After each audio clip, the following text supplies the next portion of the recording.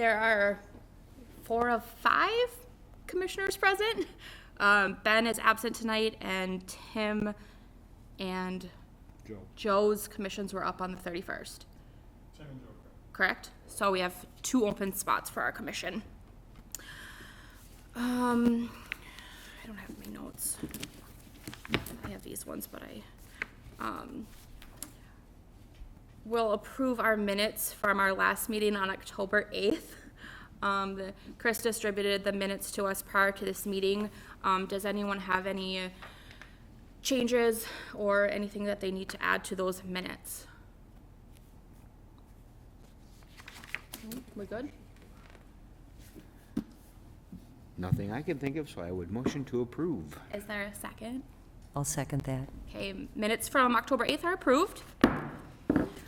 All right, our first order of business is a review of the park dedication. Chris, would you like to introduce, or? Certainly, thank you, Chelsea. We'll introduce John Hinsman, our esteemed Community Development Director, and he is going to provide you some information and a presentation on a proposed development that has a park dedication requirement for it.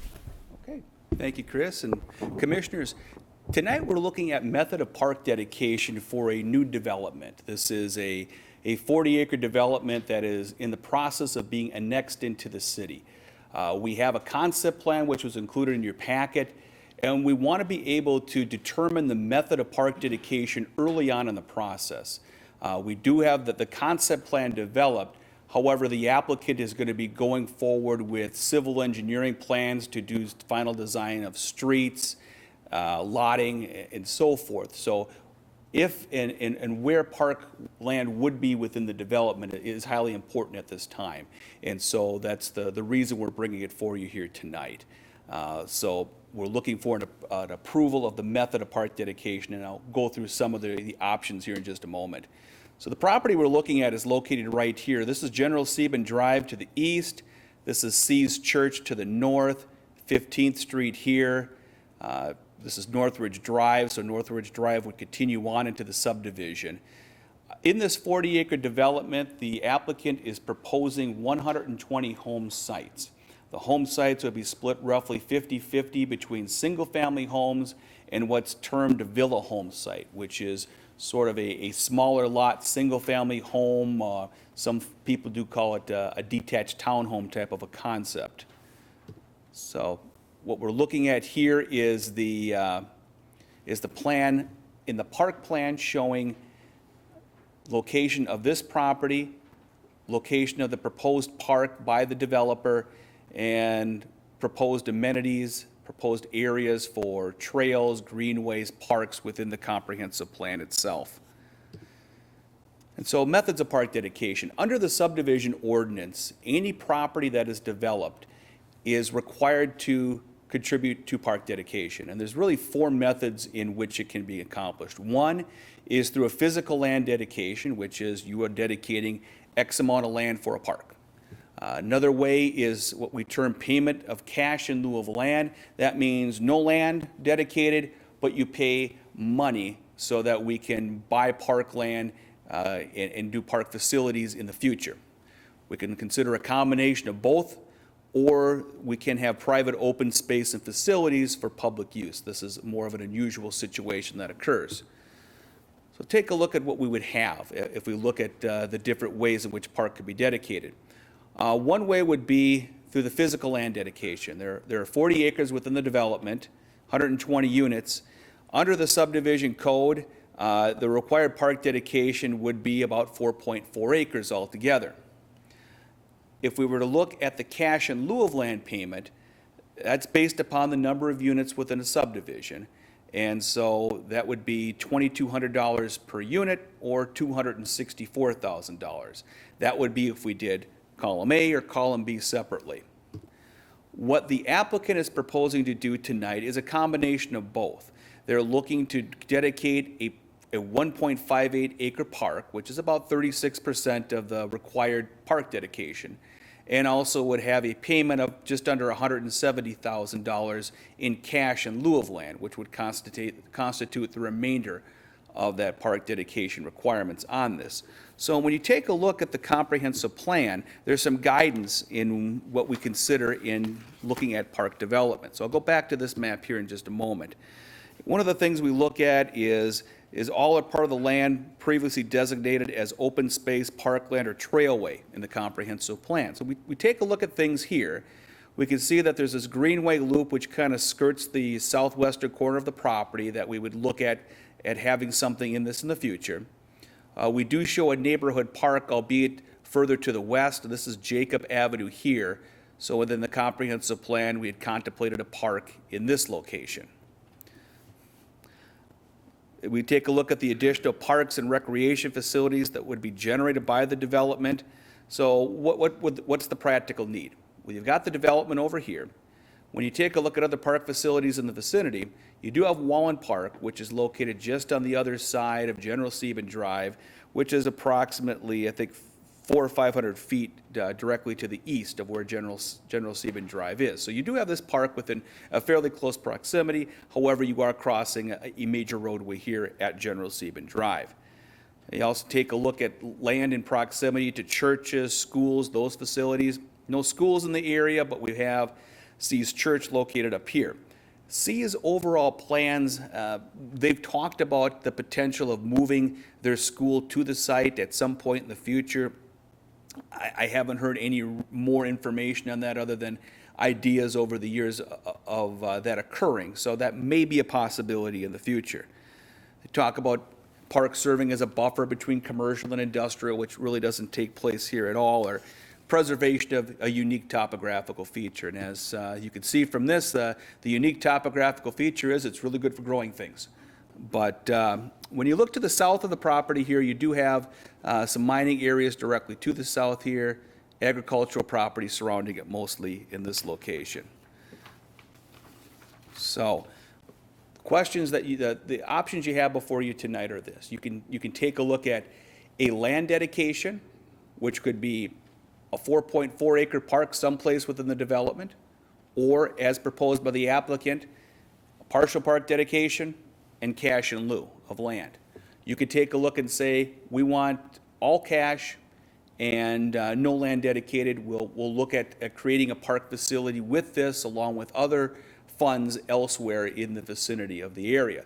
If that was to be completed, I would assume that that area that would be contemplated for park would probably be subdivided into additional lots. So that figure that was quoted at 264 may increase if there's additional lots that are added to the development.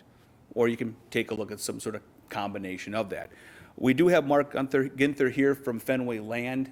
He is the applicant, developer of the property. If you have any questions for him, and I can stand for any questions as well.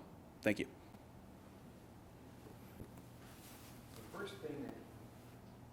The first thing that I thought of was an acre and a half is about the size of the Oliver's Grove Park downtown. Not a lot of space there. Yeah, or the other small, what was the other one you said? Or the Depot. The Depot Park. With a 14-acre park. 4.4. No, right across the street. With Wallen being right across the street, that services that space. But my concern is kids having to cross General Sieben, because that's it. We all know that people drive like idiots on that road. So that's the number one concern there. Is a 1.5 acre park going to be worth having in that development? Especially if we are, can you go back to the other slide that showed the Greenway and Yeah. that neighborhood park 3, that's a possibility out there? Yeah, and one thing I should clarify too is I think the intent of the 1.5 acre dedication is not that would satisfy a park need for the area, but that it could be the start of something more if the area to the west were to develop itself. So within our comprehensive plan for development, we've contemplated development all the way out to Jacob Avenue and a little bit to the west of it. And so I think the thought was, hey, this could be the start of a larger facility that further land could be dedicated upon development of the area to the west. Okay. When's the plan on expanding out? I mean, how long are we talking? Do we have any idea? We don't. Generally, what we're looking at is developer or owner desire to sell and develop. So it's not something that we are necessarily in the driver's seat of doing. What we do is we prepare and designate areas for growth to occur, but ultimately, the decision to develop lies with the individual property owner as to whether they want to sell and have their property developed. Then the other side of it is too, adding to the maintenance that Parks has to do already. Madam Chair, John,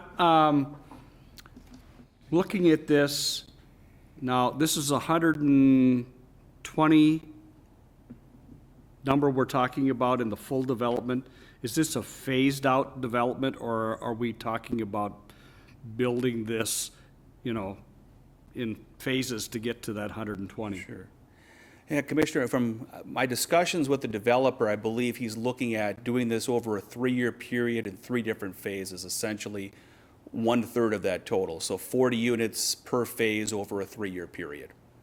How close are we to, and I'm looking at the map, how close are we to, in the southwest corner of that 40, to the gravel pit? What kind of distances are we really talking about there? Yeah, How far Commissioner, into that? you're looking really close to the line here, Right, so you it's can gotta see be right really- here, yeah. And what is the future of that gravel pit, and how does that, if homes are gonna be built in that area, and there's a gravel pit half a block away, and it's a gravel pit that's in production, let's say, I'm just curious as to how the applicant figures that they'll be able to move those properties, and how fast that'll change, and what's the situation with the gravel pit? Yeah, as far as the gravel pit and its future, I'm not aware of any changes to its operation.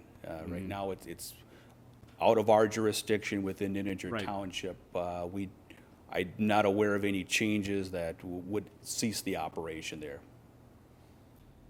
And moving forward, I did get kind of like the feel that this is the initial start, that maybe as this would move forward, there is a chance for another expansion to the west and another 40 acres of land. There could be. I mean, within the comprehensive plan, we've contemplated, development further to the west here. So, I mean, we're looking at all the way over to Jacob Avenue, all the way in this area, including the gravel pit at some point. That doesn't mean that we would go in there and make development happen, but the option for development is available to the owners. Thank you. I have a question. So if we take the combination in the land and the money, and there's a 1.5 acre that's allotted, you said it might not go within this first, phase of the build.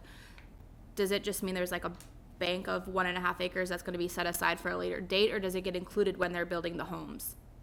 Yeah, Does that make and sense? I'm not, I think I understand the question. As far as where the park would be included within the phasing, I'm unsure of that. Okay. If that would be in an initial or subsequent phase. Since it's on the western end, I'm probably thinking, potentially a later phase two of the development.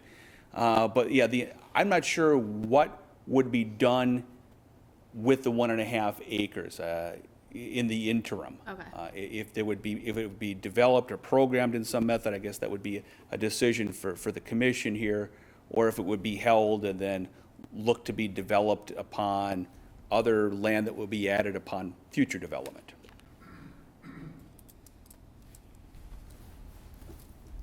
May I ask, what is the population that you're looking to be moving into this type of a situation? Is In- it in the- older residents, young families, kids? What are you Yeah. thinking here? And I think Mr. Ginther would probably have a better answer to that than I would if you have any questions for him.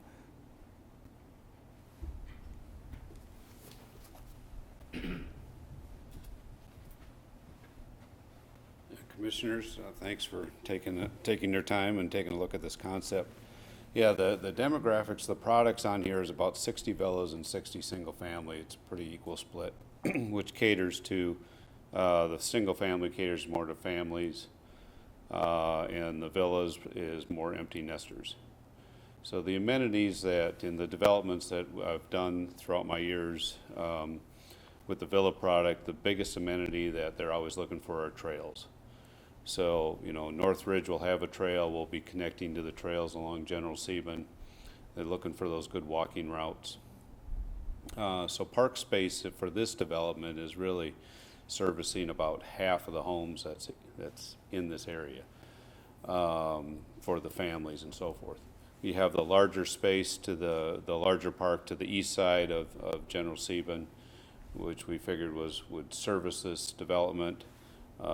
Just the way the collector road systems and such in the concept plan have laid out, an area really opened itself up to a future park space, and then hopefully future expansion to that space if it's ever developed to the west. So. I like the idea if the expansion happens, if the future piece happens to make it a park that is bigger. You know, I mean, there's a park that's right by my house that hardly ever gets used as far as, you know, outdoor activities other than the play set really at this point, because it's a small park. But if you go too big, then we have the issue of dealing with maintenance and mowing and all that fun stuff. So are you looking at being the developer for the next chunk that's to that extra space? Is that what I'm getting from kind of the? Well, you know, let's see how this one goes first. That would be great if things go well and the economy goes well and keep things moving, but time will tell. Okay. Excuse me, what is your price point? What are you gonna start, the price point of these properties for? So a lot of these will be in the threes. We haven't dialed it in, completely, but, you know, probably 330 to even low fours, Okay. some of this product, so.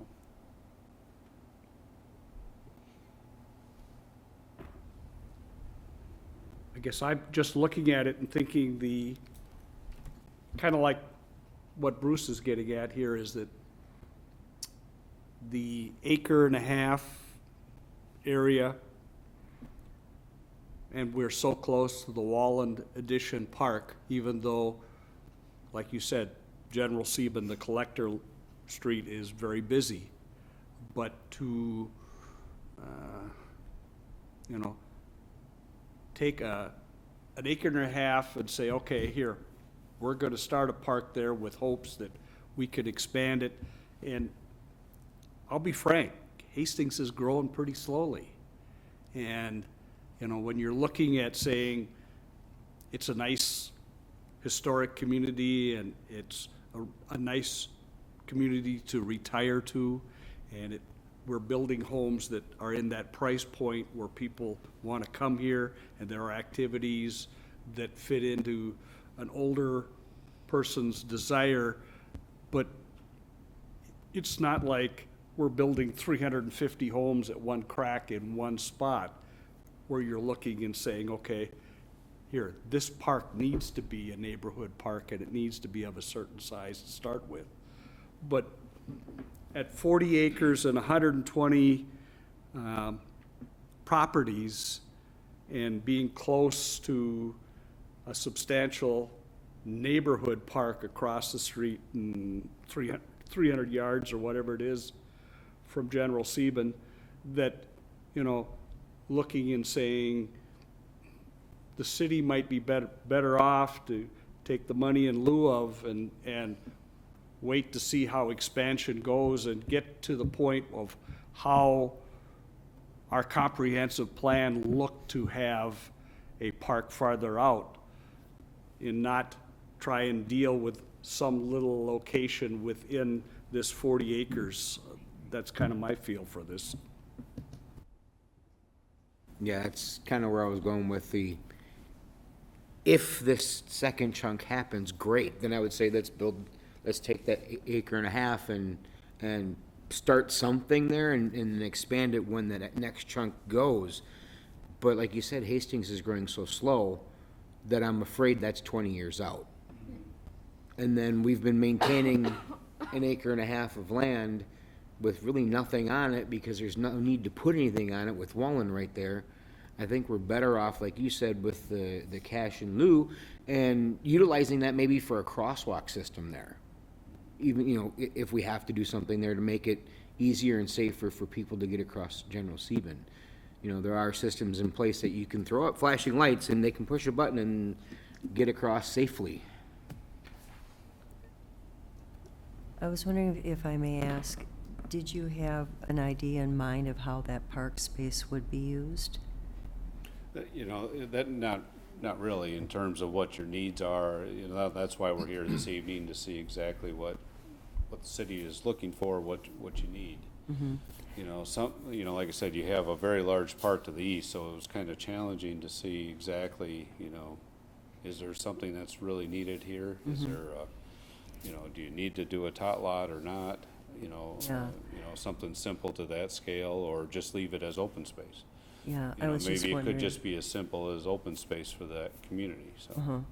If you had a visual, and then, you know, I think you had mentioned too, something about trail access. And were you thinking to be able to, you know, as seniors or whatever, being able to walk, or children be able to walk into a space and it's ready to go? Or I was just wondering if you did really have a vision of how Yeah. this was gonna play out. Well, this is all, you know, the location of it is located right next to where North Ridge would come through. So the trails would lead right into that space. Okay. Madam Chair, just a point of clarification, as the contractor alluded to, once a developer deeds the land basically to the city through parkland dedication, it then becomes the property and responsibility of the city to develop if there's was my development next that's gonna occur on that. So we would get to decide what to do with it when Correct. and if something was gonna be put there. Correct. And Chris, would you, I guess, kind of give the basics of how that money can be utilized if, instead of land, we do, you know, all cash type of thing? Or even the cash Or even the portion of cash the. portion we would get? Certainly. Parkland dedication can be used for a variety of things. The city of Hastings has a ward system. This park would be in Ward 4. And those funds, the park dedication funds, would be deposited into that, we call it Parks Ward Cash is what we call it. It's a savings account where all the parkland dedication monies from Ward 4 are deposited. Those funds can be used for the purchase of land.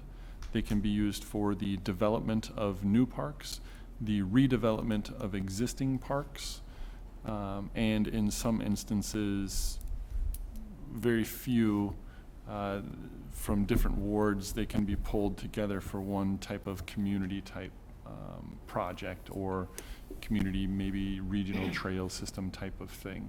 It's got to meet some certain standards. But yeah, so the acquisition of land, the development of new land, or the redevelopment of existing, it would have to stay within that ward. So if it were recommended that we not put a park there, would that money some of it be able to be used to put a crosswalk system in? To make it safer to get over to Wallen? It could certainly be a concept, and there again, the city does have a crosswalk policy, so we would have to go through those processes to see if it was warranted or not, and work with our Public Works and Engineering Department and ultimately the City Council on that. But we do have a current policy. I haven't reviewed to see where something like this might fit in. Yeah, it would have to fall in line with whatever policy is there.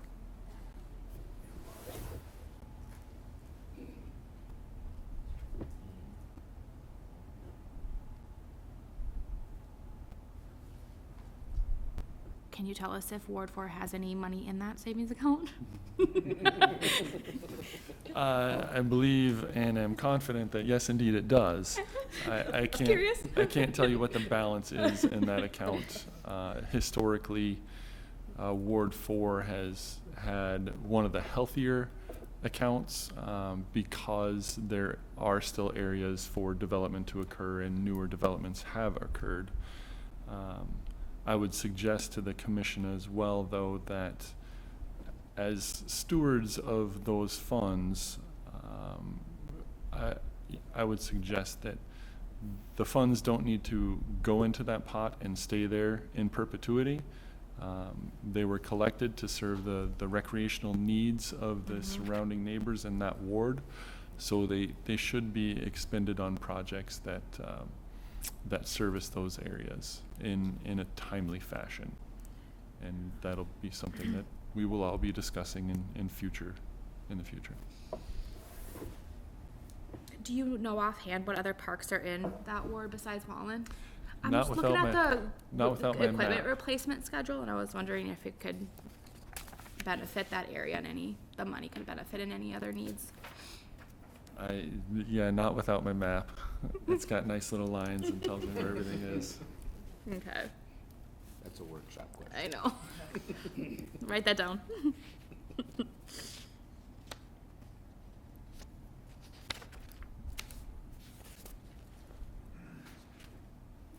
So at this point, if anybody is inclined to offer a motion, that motion would need a second, then you can call for some additional discussion if necessary, and then a vote, or people can offer amendments to that motion, etc. But if you guys feel that you have the information that you need,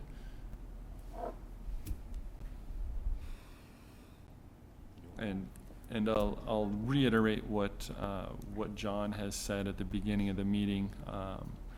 You know, he stated this is not in a final plat state, but we expect this commission to be acting in good faith here, in that whatever action is taken tonight is continued to be upheld as this process goes through.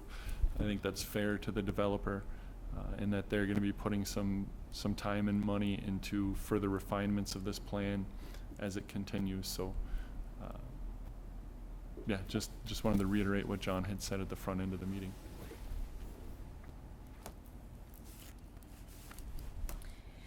Anyone like to call a motion?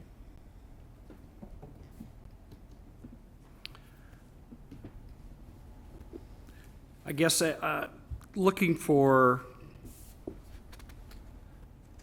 things that, you know, add to the community and make us a more inviting and growing community is great. But in this instance, I'm thinking that we would be smart to not look at that acre and a half of land as part of the 40 and say, we will take the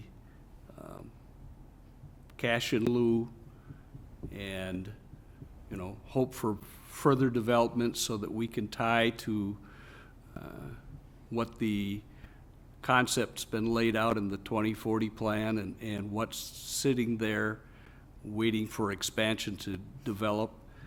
And I think part of that is, you know, we as people in the community need to think about, you know, what's best for the community, what's best for the developer yourself, but need to make community an inviting place for new families to move into and to, you know, give them something more than just a little spot here that could be an open chunk of land or something that we develop into a small park or something like that. But right now, my gut feeling tells me that we pass on the land and move for the cash in lieu of for the total amount. And I'll make that said motion that this commission moves in favor of the cash in lieu for the total amount for the 40 acres, and we pass on the combination process, moving this project forward to council. Is there a second? I'll second. All right, it's moved and seconded that the commission recommends we take the cash in lieu amount in full. Is there any further discussion required? All those in favor? Aye. Aye. Aye. Opposed? Okay. Unanimously vote that the motion passes. Thank you. Thank you very much.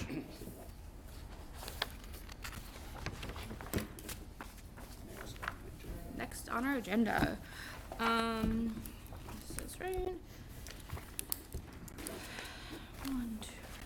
Our next item agenda is the proposal for a natural surface trail. That's correct. Thank you, Madam Chair. Yeah, we have some gentlemen here, the brothers Storkamp and Craig Santelman, to provide you with a little presentation on a natural surface trail idea that they have put together. I will just briefly say that these gentlemen brought this to me month and a half or so ago, and we had a discussion about it, and wanted to have the opportunity for this commission to hear that from them and have some discussion about it. And at this point, there's no official action that is being sought. This is a presentation of an idea and to perhaps get a little bit of a feel from this commission. Is it something that the commission would support in the future or as this progresses? So no official action tonight, but some informational pieces for sure. So they'll provide a presentation and provide you opportunity to ask questions as well, and perhaps provide input. Very good. Madam Commissioner and Parks and Recreation Commission, thank you for taking the time to hear a presentation tonight. Chris, thank you for the meetings thus far. I began this conversation with Chris back in 2016 at a Dakota County Parks Planning meeting, and mulled over some ideas, some concepts, and we've gotten it to the point where we have a concept, a location, and some information that we've been sharing with members of the community. Want to thank Mary Fassbender and Lisa Liefeld for kind of hearing the concept and for the support and input that we've gotten thus far from them. And then from Smead Company in Hastings, a portion of the proposed trail system would go, potentially go onto the Smead property, Hastings property, and potentially on state property in the Veterans Home Corridor. So my name is John Storkamp. I'm a lifelong community member, born and raised, still living here, no plans on going anywhere.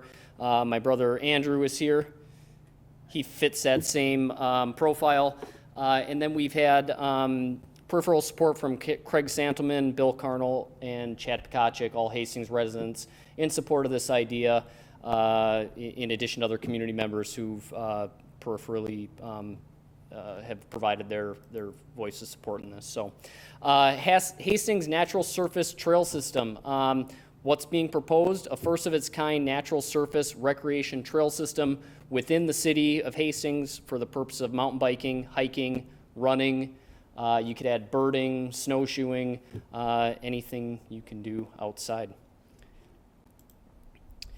The proposed trail system location, you guys may have a much better name for this corridor. I'll call it the Old Mill Vermilion River Vets Home County Shop Corridor. We got a name for that in Hastings. The primary trailhead, parking, and access for this proposed trail system would be via Old Mill Park on 18th Street East. Potential secondary trailheads, parking would be Vermilion Falls Park and CP Adams Park. The trail system would be going through all of those areas. Just to give you an idea of what we're talking about when we say natural surface trail system, the characteristics of that trail would be an all-natural path. It's not paved. It's a trail corridor that would be about as far as you can reach, 4 to 6 feet wide. That would be, cleared of trees and brush, up to 8 feet high. And then a trail tread that would be anywhere from 22 to 32 inches. All trail would generally be built in compliance with designs and specifications outlined by the U.S. Forest Service in the U.S. Forest Service Trail Construction and Maintenance Notebook. Who's interested in this? I'm interested in it. Hastings residents and stakeholders who believe that the community would enjoy and benefit from this type of trail system. And we've had no shortage of people that have voiced their support for it thus far. Why are we proposing it? Hastings has an abundance of paved bike paths, parks, developed recreation areas. It does not have much in the way of natural service mountain biking, hiking, and running trails. These types of trails afford individuals the opportunity to engage in mountain biking, hiking, trail running activities which are ever increasing in popularity. These trails would provide access to the city's outstanding natural areas for residents and visitors alike to enjoy while promoting physical health and mental well-being. Generally we have a lot of built infrastructure for recreation, and I think this is a low-cost opportunity to showcase a different side of Hastings. And while we have a lot of natural areas that we're all welcome to walk into, I think the majority of citizens don't realize that, don't feel invited into those areas without some guidance to do so. Just a few stats. The U.S. outdoor recreation economy, 2.2% of GDP. In Minnesota, it's 2.7% of GDP, in billions and billions of dollars. It's a big thing. Outdoor recreation is huge. The mental health benefits are well known and well documented from spending time outside, spending time in nature. You could call it a trend. There's a lot of information in the news about it. There's a lot of statistics and stats that support that. Obviously, physical health, getting outside, moving your body, it's good for us, good for our health, good for our community members. I have a line item here called Getting on Board, just to highlight, cities like Duluth, Minnesota, where I spend a lot of time, have over 150 miles of natural surface trail within the city. I failed to mention in the beginning here that I am a volunteer crew leader for the Superior Hiking Trail Association. Superior Hiking Trail is a 300+ mile footpath in the state of Minnesota, originating south of Duluth. It goes clear up to the Canadian border, all natural surface trail system. I've been involved with them as a volunteer crew leader for some time, building trail, maintaining trail. So have experience with this type of thing and have seen the benefit that it can bring to communities and bring to people. Cuyuna and Crosby in northern Minnesota are other great example of how a trail system like this has helped to actually revitalize a community and a local economy that was fledgling. And I wouldn't claim that we're going to do that here with a 5-mile trail system, but I think that these types of amenities do draw people to our community and would service the people that are in our community that are going elsewhere to take in these kind of amenities. Lebanon Hills Park, just over in Eagan, is a great example that you go to any of those trailheads on a Saturday or Sunday. Hard to find a parking spot. People are there to use the natural surface trails throughout the year. So, again, families, adults, kids, citizens of Hastings that enjoy silent sports, getting off the grid, those are the people that are going to benefit in the community. And then a big one and a large reason why I'm partnering with my brother and bringing this proposal to you is that it would be an essential resource for the development and advancement of the newly established Hastings High School and Middle School mountain bike team. So mountain biking as a school sport in the state of Minnesota has seen unprecedented year-to-year growth over the last decade. And in early 2019, my brother Andrew founded the Hastings mountain bike team, which is following kind of the lead of many surrounding communities and many other communities throughout the state and throughout the nation. Currently, in order to train, they have to leave the community. They have to get in cars, they have to carpool, they have to find ways to do this. Not very conducive to growing the sport or to providing opportunities for those kids. A couple of stats: in 2012, Minnesota had 16 high school mountain bike teams consisting of 151 student athletes and 90 coaches. In 2019, there were 74 teams in the state of Minnesota, nearly 2,000 student athletes, and 900 coaches. Nationwide, there's 31 leagues, 25,000 student athletes participating, and 10,000 coaches. Again, just reiterating that, I think there's a lot of people in this community. I know them personally. I am one of the people in this community that is traveling out of the community to go enjoy a trail like this. We go to Afton State Park, we go to Lebanon Hills Park, but we're largely leaving the community in order to engage in the activities that a natural trail system would provide. So, not a side note, but a better use of neglected areas.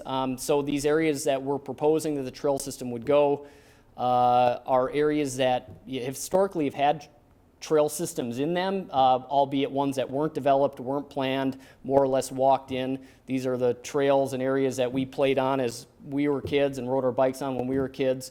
But there are also areas that, attract illicit behavior, illegal dumping, things like that. I think a well-formed and built trail system through these areas would help to open up access to them and to shed some light on them, allow community members to feel comfortable to go in those areas and chase out any illicit behavior out of those areas. The big question that I know that people with the city will have is, what is this going to cost the city? What are the inputs from the city that are going to be required? There is a well-established model throughout the state, both on federal land, state land, county land, and city property, of these trails being built and maintained largely on volunteer labor. As I mentioned, there's very few materials needed for a trail like this. Most of the trail that we have cited thus far is the soils are good. They're conducive to building this type of trail. Not a lot of infrastructure would be needed. We would look to the city for potentially for signage, so it ties in seamlessly with other city signage. But generally, the inputs from the city we don't anticipate being very extensive. I think I covered that on both of those. In our meetings with Chris, we talked about some of the maybe potential challenges with this trail, that it would be going over state property. The proposed route that we've looked at so far that makes a cohesive, and what we've identified is up to a 5-mile cohesive trail loop within the identified corridor. It would be on city land, state land, via the vet's home property and CP Adams Park. And then also, in order to kind of cohesively and sensibly connect this thing together, going through a small portion of Smead's property would be ideal, although not 100% required. And we have been in talks with Smead and are scheduling meetings here in January to hopefully get approval from them for the use of their property for the trail system. Chris indicated to us that he would do some legwork in reaching out to the state. Seems like maybe there's some precedent there with the installation of the disc golf course out at the vet's home. So, thank you.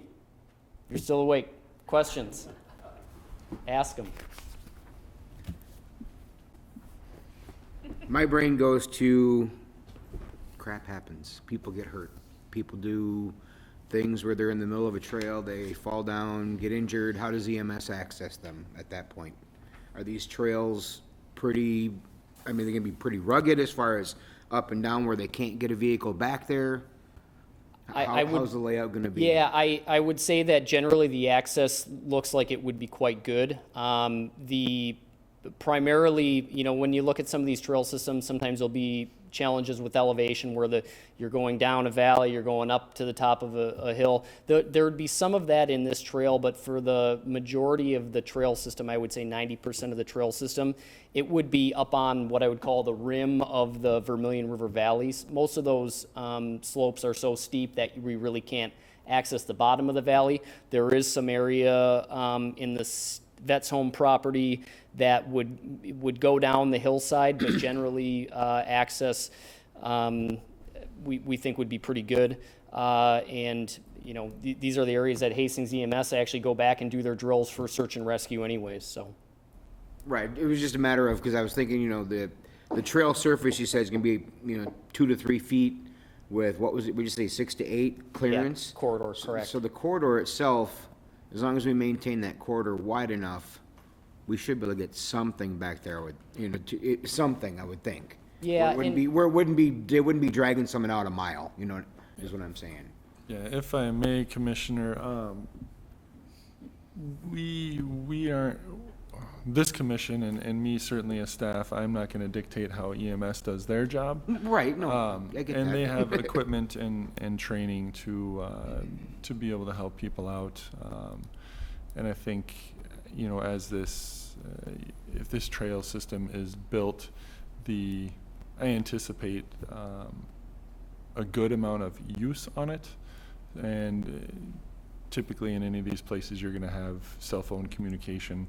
So we'll be able to get calls out, just as if people are out there recreating right now, because that land is currently open to people to go out and recreate as it is.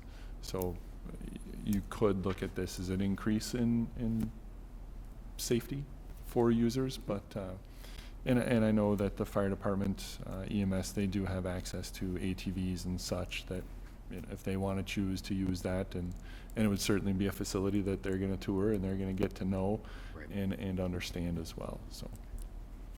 And then the only other question I had is the school planning on using this for races eventually? Is that kind of the hope, or is it just gonna be training? The way the Minnesota High School Cycling League is structured, there's so many people, usually their races take place at pretty big facilities, Mount Cato, River Falls, Whitetail Woods, where we really wouldn't have the space to allow for the parking required and just for the amount of people that would be for a regular league race. Not to say you couldn't do a small scale, community Rivertown Days race or some fun things like that. But as far as the big scale of the state league races, it just wouldn't work here. So it would be more of a training facility and just a fun area for kids to get out there and use. I know if I was still, you know, of that age of, 14, 15, and, young and dumb, I'd be out there on it nonstop. Same. I'm on it now. Andy, I'm going to put you on the spot. If you guys are going to answer questions, hop up. That way people can hear you at home too. So you get to be on TV. Yeah. Thank you. Mr. Starkamp, thank you. I guess my question is, what does this 5 miles require in maintenance, and who's responsible for maintenance? Is this project would bring something that the Parks Department would be eventually responsible for? I do not believe so. Again, there's precedent throughout the state, over hundreds and I guess I would venture to say thousands of miles of trail that are volunteer built, volunteer maintained. So I think there's pretty good examples, case studies, and definitely information that I could bring forth to the commission of examples of how this gets done. My experience has been that if you build it, they will come. You're talking about primarily that once the trail is put in and established, there's sometimes repair and maintenance to the tread itself, but a lot of times it more is in the realm of management of vegetation, making sure vegetation's cut back, removal of trees as they fall down over the trail. But the overall maintenance burden is, I would say, is not great. And again, I think if this proposal goes forward and it comes to the time for decision makers to make decisions, I think Chris made a good point in one of our earlier meetings that something like this that gets built and gets put in, if it isn't maintained, if interest is lost, it's pretty quickly reclaimed by nature because it's not paved, it's not, there's not man-made structures typically, aside from maybe some very basic boardwalk or boards over a wet area, which we haven't even identified much of that here, so.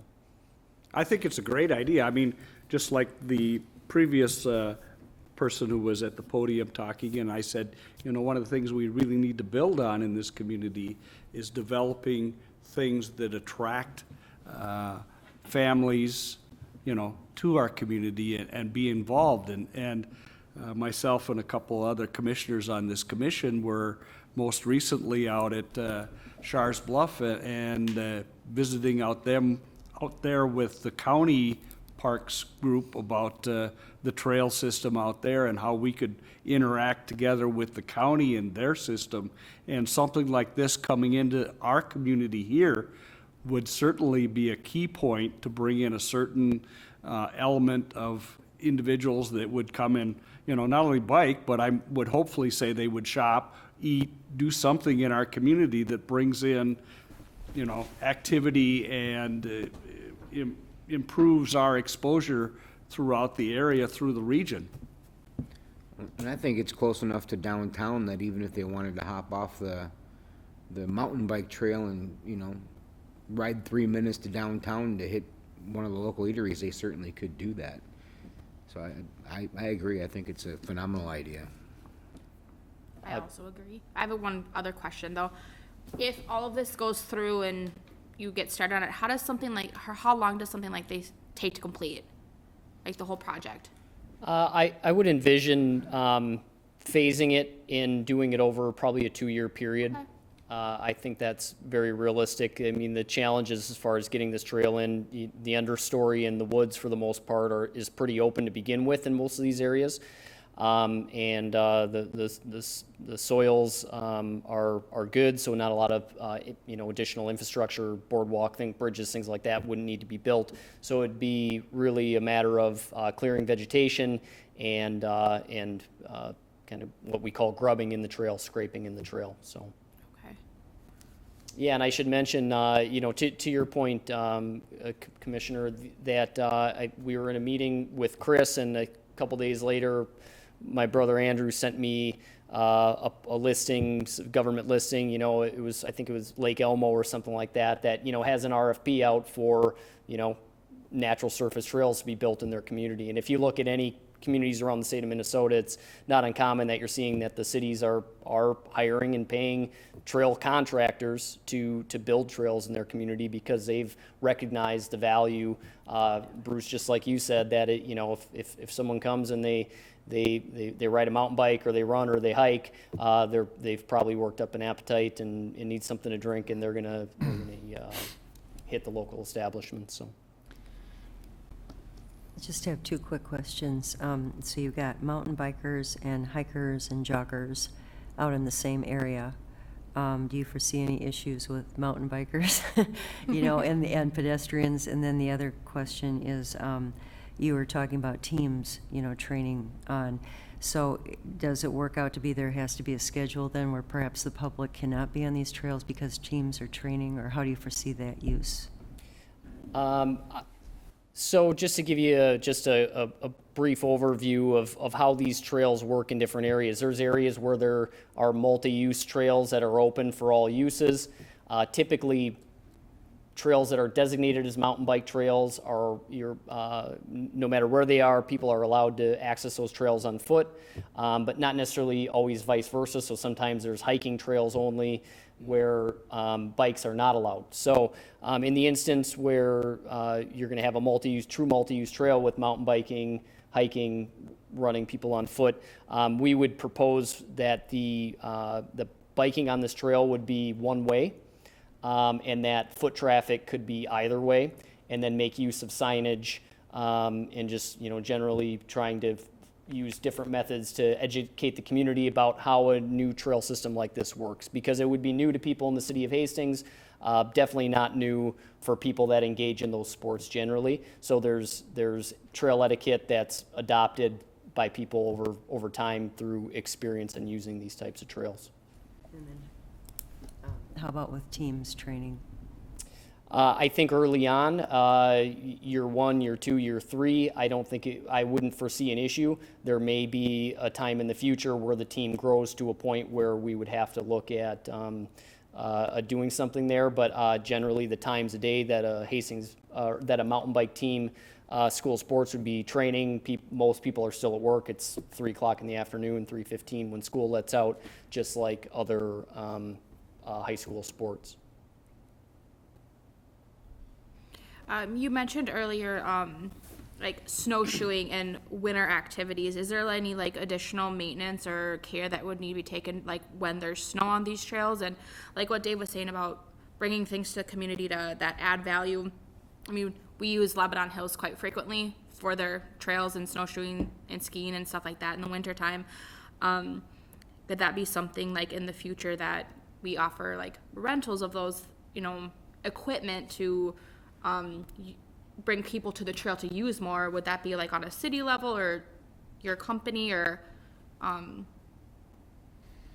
something to look at in the future? Yeah, well, two different things. As far as winter maintenance, typically no winter maintenance is required. I guess what I could envision happening, what will happen is that there'll be different user groups that would take ownership of this trail, and they'd say, these are the ways in which we like to use these trails. So, for instance, winter fat biking with the fat tires has gotten more popular, and maybe someone wants to take it upon themselves to, attempt to groom the trails in some fashion. And I think that would be for further discussion in the future, approach the city with those types of ideas. But generally, a trail like this in the winter, you start with deep snow, no one wants to go on it. Some brave soul goes out in snowshoes, opens it up for everyone, to the point where, maybe it's nice and cold, there's a lot of snow, and people can use it on, maybe be able to walk in their shoes, they may be able to ride it on a fat bike.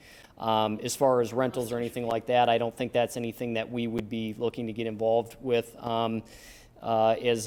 As community members, we wouldn't have the ability to facilitate that. And just to clarify, I do some things with my business. I do trail and ultra running races throughout the state of Minnesota, but there's really no tie back here to that. This is kind of separate for that.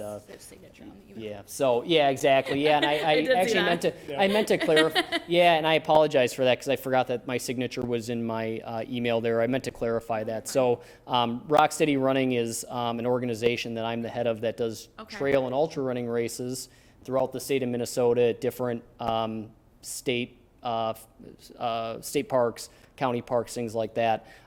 Really no tie-in back to this. We wouldn't be looking to do races or anything here. This is more myself and my brother as community members looking to develop Community trails. project. Yeah, exactly. Got So. it. Cool. And Commissioners, I'd like to add just a couple of notes on a couple of items that have been brought up. Most likely, what I envision as if this trail is put in and come through fruition, we'll have some sort of agreement, a memorandum of understanding or some sort that is agreed upon with most likely a grassroots group of individuals that come together and say that, hey, we're going to be the Hastings Trail Crew, we're going to do the maintenance of this. And then we would work collaboratively with them if there were any financial needs or supply needs and such. But most often with these trail systems, they are user maintained, volunteer group maintained. And as we mentioned that, volunteer group maintained, the users of these sorts of facilities are invested. And typically, it'll be a trail work party where a particular project on the trail is getting done or particular projects on the trail are getting done. They pull their own group of folks to do that.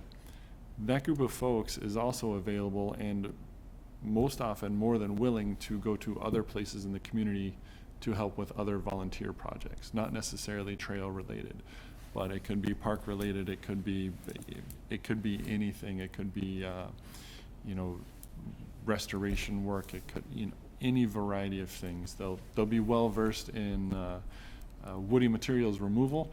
So we have plenty of areas where there's buckthorn and we don't want it anymore.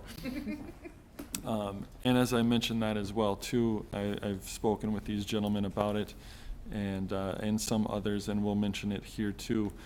Both Old Mill Park and portions of Vermilion Falls Park have natural resource management plans that have been completed by Friends of the Mississippi River, or Vermilion Falls is in the works. So there's been restoration work done, very good restoration work, not only here, but in a variety of places in Hastings. You can take a couple of different perspectives on this. As John mentioned, we have lots of those areas. We're not necessarily inviting people into them to see them. This is, from my point of view, a fairly non-intrusive way to invite people into them. Trails are one of the things that people will use to view those things, and that provides an opportunity for our ecological friends or ecologically minded friends to provide some education along the way. That can all be worked into a trail system like this. But there are some resources out there that are sensitive. We are aware of those. Our friends at Friends of the Mississippi River are aware of those. These gentlemen have been made aware of those. You know, so it would be a collaborative effort in routing a trail to make sure that you know, super sensitive areas were taken care of, for sure. So none of the restoration work would be usurped and changed, is what you're saying? I don't envision any sort of change, but it may be traversed, certainly by the trail, maybe multiple times. But I don't know that that has an overall, it doesn't diminish necessarily the restoration that has been done overall. We're not bringing in and introducing more invasive species or non-native species. In fact, much of the work would be removal of brushy and woody areas, and to provide access for future restoration work, certainly along the trail corridor as well. Just a few points that I wanted to add, I guess. I don't see any reason not to give it a go, honestly. Plus, with the two teams using it, I agree. there's built-in labor right there. I mean, microphone. While you're going to the mic, I'll just say flat out, you You've got know. the teams that are gonna help you build it. mean, One look at thing the that kids. the NICA, which is the National Interscholastic Cycling Association, they're the parent or the organization that started the mountain biking teams. But the state league and both levels, they encourage, and actually, you know, one of the things they want the teams to do is be involved in trail work. And so it's something that, as a coach of the team, will be encouraging. You know, sometimes if we have bad weather or some reason we're not going to ride our bikes today, we can say, hey, today we're going to spend 2 hours and we're going to cut brush, or we're going to, you know, rake the trail. Or so that, you're right, it is built-in labor, and it's a way to encourage kids to get involved and say, hey, this is our trail, we're going to take care of it, and, you know, take some ownership in that. And so that's something that they encourage and that we will also do. You said there's no official action? No. Correct. No official action this evening. Wanted to bring this to commission, give these gentlemen an opportunity to share their proposal with this commission, and kind of get an idea if the commission is generally supportive. These gentlemen still have some work to do with SMEAD. I've been working to be in touch with state, so there's some pieces that need to fall together yet before an official action is warranted. Well, thanks for coming in, and good luck. I think you have our support. I think I that's definitely think this is a great thing for our straight community. across the board here. I think that this is a good activity and it should be pursued, so Definitely go get pursued. it. Good luck. Thank you.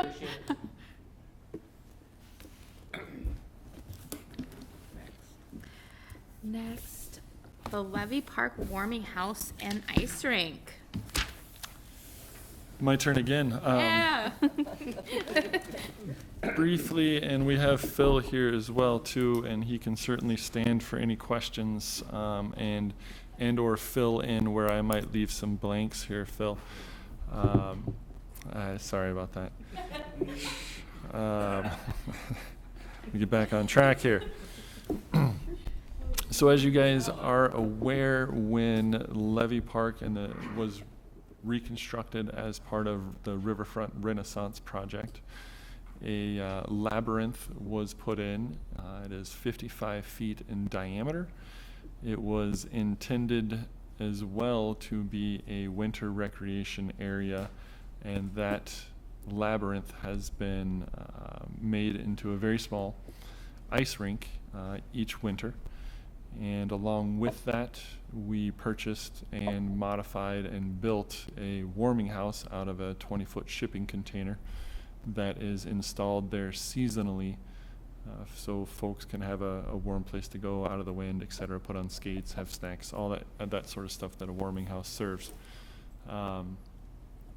As you can see by the very far right and top category here, the average daily attendance, which are warming house attendants, who are staff that we pay to be at these places, the average daily attendance for these years has been less than desirable. I think there's a couple of reasons for that. One, it is a very small rink, so very, very young skaters might be okay in that spot, but it just doesn't get used. There's not enough space for people to really, get into a decent groove with skating. Two, it's in a windy location. It's located right along the Mississippi River, and there's a constant wind there, so it's cold, especially days that we can hold ice. And as you guys are probably aware, for the past while since I've been here, the weather in Minnesota has not cooperated so great to have outstanding ice seasons on outdoor rinks, so we do struggle. And that one in particular, that labyrinth is built basically in a bowl, and it has a center drain, so it takes a lot of water to fill that up and freeze, fill it up and freeze, fill it up and freeze. So we're struggling with it a little bit. This year, we have modified the hours because we are having a hard time justifying staffing that location the same as we do others. So we've modified the hours, I believe, to 3 or 4 hours on both Saturday and Sunday. Yeah, noon to 5 both days. Okay. Yeah, so we've modified that this year. We're going to check in with numbers, etc. But wanted to bring this issue before this commission and work with you guys on ideas, get a little guidance. I would suggest that programming in this area is also a challenge for the winter months. It's not a large enough space to conduct a small child skating event, or having a hot chocolate and a fire type of thing in that area. There's just not enough space for that to be able to draw the crowd. When we do those events at Lions or Pioneer Park, we have 2 full-size skating rinks, 1 hockey, 1 rec rink. We've got a large area. You can play some music and have some fun with that. And those have been very successful. So unless my brain is not as creative as your brains, and that is very likely, we haven't come up with what we think would be successful programming ideas to try and drive that number up. And again, even if we did, those would be single-use programs. Yeah, it's not going to drive a daily attendance up. We like the area. We like the warming house. It's a good spot. I'm struggling with the facility and the numbers, and continuing to pay staff to operate that facility. We have set a precedence, I would say, in Hastings, that if we're putting a rink out there, we're also having a warming house. We have that at all the locations, so If we're just gonna make it ice and say go down and skate, I don't think that's a fair way to approach it. So in the long run, and also to utilize your creative brains as well, if this rink no longer was a rink during the winter months, we have a very expensive shipping container that has been constructed into a warming house. Again, it's a fabulous warming house. It is a piece of art now. It was muraled on the outside a couple of years ago. So we don't want that to just go and sit and not be used or viewed by the public. The intent for that was for it to be a piece of public art. So bringing this to you early, we don't necessarily need to, we're not going to make a decision necessarily tonight, but get some input. If you guys have suggestions for us, we would certainly take those, but wanted to get this issue in front of you all before moving forward on any of those decisions. And feel free to add if I have forgotten. Isn't that space about, isn't it smaller than this room? 55 feet. Yeah, I mean, it's a circle, and can it be expanded? No. Like, I mean, not the cement circle part, but is there no way to go into the grass with the? The topography is going to taper off. Yeah, you'd have to like put bit. walls up or something to like keep the ice in. Yeah. And it's very close to the paths and stuff as well. Have we thought anything about taking advantage of the grassy area up and just abandon that location right there, but use something that brings it a little closer over to the art space area where the city still owns the property there, and Phil, can you zoom in a little bit on The that? green spot? yes, Just to the Just south. below, yeah. So there's 2 parcels of land there. The parcel of land closest to Tyler Street, so we're west of Tyler Street. There we go. there we go. That is city property. That is city property. And right where the northern boundary is on that line, it takes off on a hill. Right. Yeah, so Much the too hill's significant for us. It slopes down towards the lake, or to the river, I river, mean. Yeah, correct. it does. And the but- property to the west of that is privately held. Right.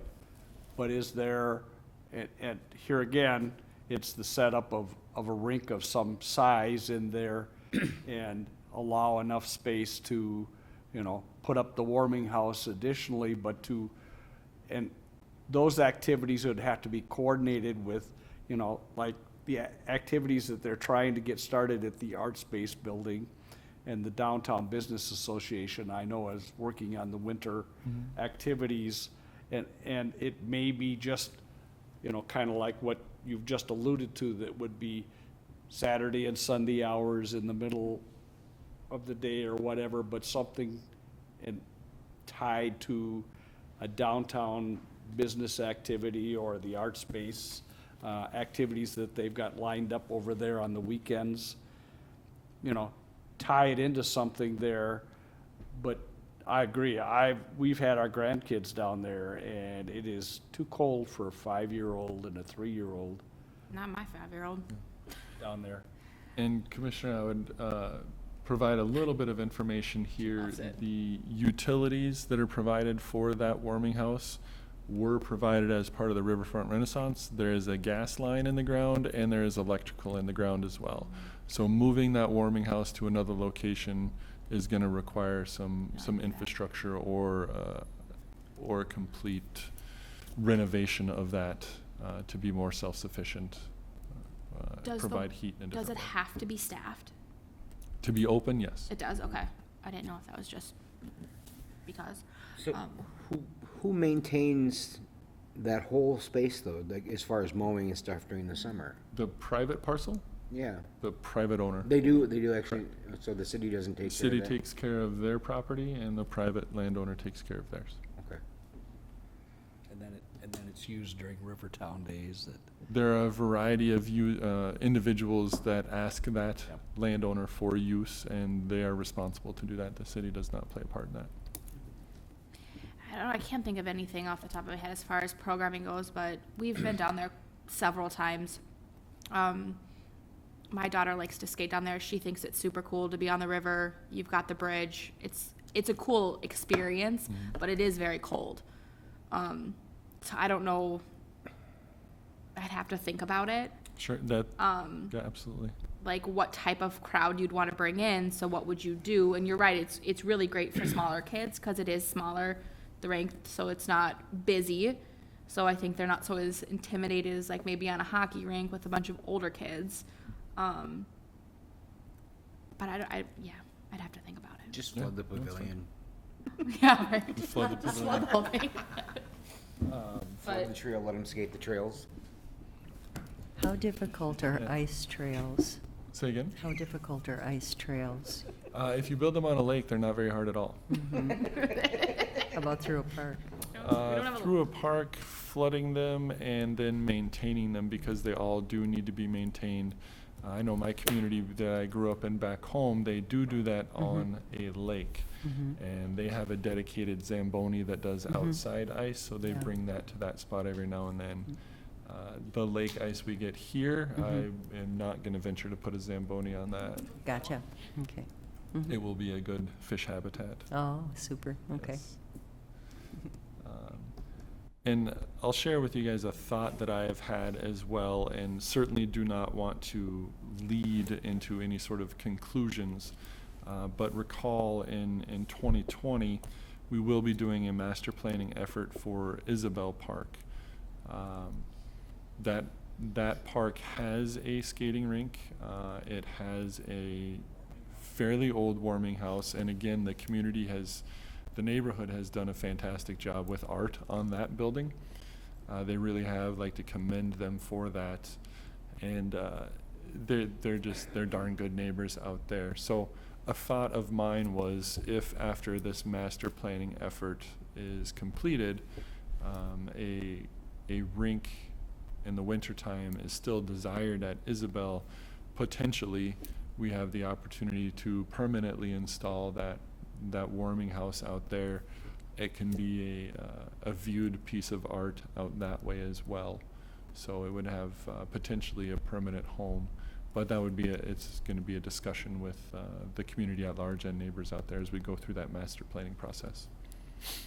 Yeah, looking at the riverfront stuff, there's just not a lot of space there that allows any kind of expansion of making a bigger rink, and realistically, the city-owned section of that property up on the hill is not much bigger than that 55-foot circle if you look at it. Yeah, it's longer, but it's still only about 50, 60 feet wide. Yeah, I'm not sure what the lot width on it is, but yeah.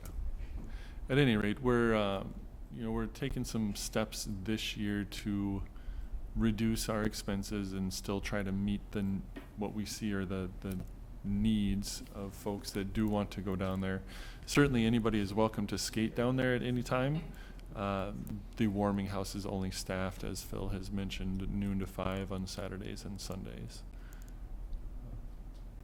Chris, I think it might be a good idea, moving forward, talking with the East Side Association and see how this master plan plays out. And I can remember as a young child living down in the East Side, and when that warming house was first built, and skating in that skating rink that they used to put up there, and it's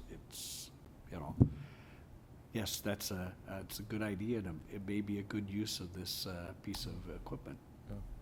Yeah, I fully expect and certainly want a lot of engagement from the residents of the East Side as we go through this master planning process. So we'll be taking efforts to certainly reach out to them and work through their association and neighborhoods as well. So, good. Well, as you think about it, please. Another rink, sorry. I was just wondering really quick, as long as we're talking about skating rinks, we live nearby Pioneer Park, and we've got, the regular rink and the hockey rink. And oftentimes, I'm just wondering if, Paige or Chris, you might have heard any, it just seems like the hockey players are overtaking the regular rink. And I've seen a lot of times where the hockey rink is just vacant. And I've even seen a few times where people who've just come to skate, get intimidated by the hockey players, and so there they go. Yeah, ideally by rule, especially when the warming houses are open, our staff are supposed to monitor that and make sure that hockey occurs on the hockey rink. These folks are inside of a building and can't necessarily see out. However, we did install a window in the Pioneer Park warming house this fall, so our staff can at least have a better look at that and try to make sure that the hockey players are staying on the hockey rink. I imagine if you're speaking specifically to this season, it's been a challenge to keep that hockey rink because it is sand underneath, and there is some color, the dark color on any of the corners of the ice where it's thin. It melts through pretty quick, so the ice conditions aren't good. Where the other spot, it's just flat grass and there's no color showing. So, but yes, our staff should be taking care of that, and I'm certain that Phil has taken note here tonight. Yeah, our staff, we do go over that in our staff meeting every year. Like Chris has said, this year, the hockey nets actually aren't even out at Pioneer yet, because that ice is so bad. So I know right now when people come, I've kind of told them, keep hockey on one half of the rec rink, allow other people to use that other half of the rec rink, but hopefully we can get those nets out there soon so the hockey players can go use the correct area. Yeah, because I know there's, I know that a lot of times when I drive by, there'll be plenty of hockey players wanting to be out there, which is always nice to see. Right, Pioneer is certainly our most popular, most used hockey rink out of all the hockey rinks in town, so hopefully we can get that up and going here pretty quick. Yeah. Well, commissioners, as you stay up at night and think about all things Parks and Rec, if you come across any ideas for us, you know how to reach us, so please feel free to share those. And we'll report back towards the end of the ice season on what the numbers were for this year as well. How are they looking so far? Any idea? Specifically with Levy, Levy has not opened yet this year. With the strange weather we've had, there's a sewer drain at the bottom of that, which stays warm. So I think the one time we were able to build some decent ice, it warmed up and everything basically drained out of there. And now we've been battling, trying to fill that ice rink up again. So, and I know that our tanker's been down here now the last couple of days. So kind of some bad timing there, but I'm hopeful. I talked to Corey today that we should hopefully be able to get it open this weekend if we can get some water on it the next couple of days. But I know we got snow coming, so we'll see how that plays out. But I don't have any numbers on Levy for you. The rest of the rinks are doing well.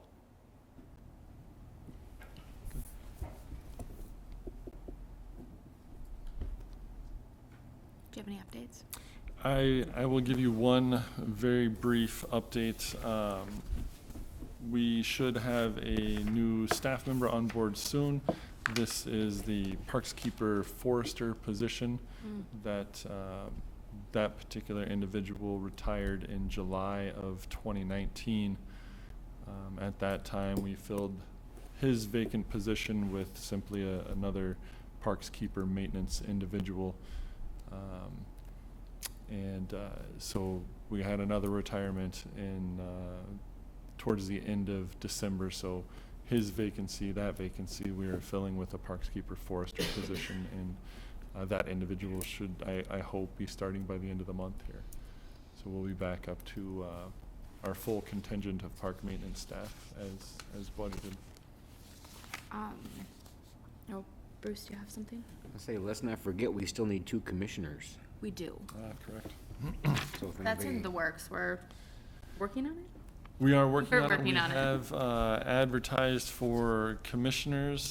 There is one gentleman that's in this room that has submitted his application, and we're working with you, Chelsea, our Park and Rec Committee of Council Chairperson, City Administrator, and myself to schedule that interview.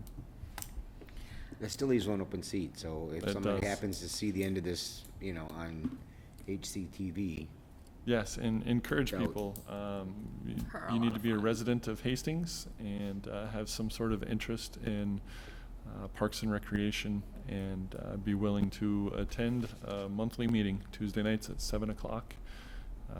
Feel free to reach out to the Parks and Rec Department and submit an application. They're also available online on the city's website. If we would like to add an item for next month's agenda, we do that here. Certainly. I know we had all communicated back and forth via email the last month or so about facilitating some type of glow sledding event. Aha. I don't know if there is enough time left in possibly this season and what kind of planning that would take, but maybe something that we can keep at the top of our minds for possibly next December, January. Okay. Maybe a glow skate, Skate? maybe. We do glow skates at the arena. Outside though. Oh, no, we don't do that. So a We glow do teen skate and glow activities. sledding. Maybe, I don't Maybe, know. why not? Yeah, Get these numbers up. yeah. But yeah, we had Yeah. thought that might be something fun that we could do as a group next year. Yes. Yeah, and I think the charge to the commission a little bit at that time was to find out a facility. We know that there are areas in town that have historically been used as sledding facilities, but they are not designated as sledding facilities. So we have to look at some options there. So We need more snow. we do need more snow. That is all the updates I have for you tonight. Is there any further discussion on tonight's topics? No? Motion to adjourn. Second. Okay. All right, our meeting tonight is adjourned. Our group will meet again next month on Tuesday, February 11th, here. 7 p.m.